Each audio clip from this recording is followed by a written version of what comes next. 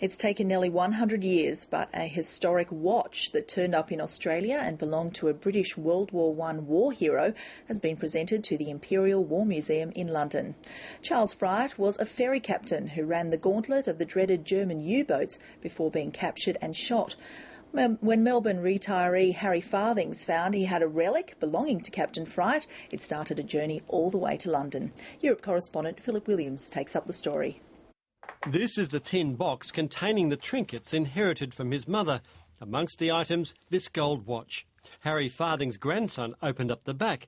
To everyone's surprise, there was an inscription, a gift from the British Admiralty presented to a Captain Charles Fryatt, recognising his bravery for attempting to ram a German submarine. I have no idea how my parents acquired the watch. They're not the sort of people who would have bought that sort of thing. After months of painstaking research, Harry Farthing located descendants of a man regarded in Britain as a hero. Captain Fryatt was eventually captured by the Germans and shot. His bravery honoured here at London's Liverpool Street station.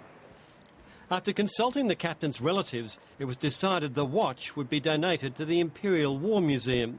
But Captain Fryatt's UK descendants were inspired to add another 2 watches, also awarded to the captain for his courage against the Germans, including one almost identical to the Melbourne find. But why there is a second Admiralty watch and why it's appeared in Australia, I don't think we will ever know. It gives me enormous pleasure to hand over this watch to the museum.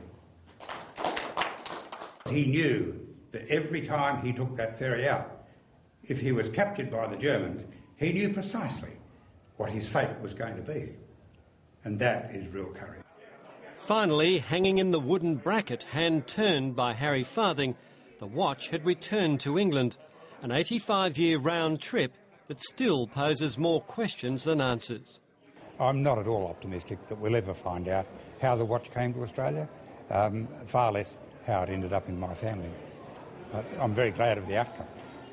Philip Williams, ABC News at the Imperial War Museum in London.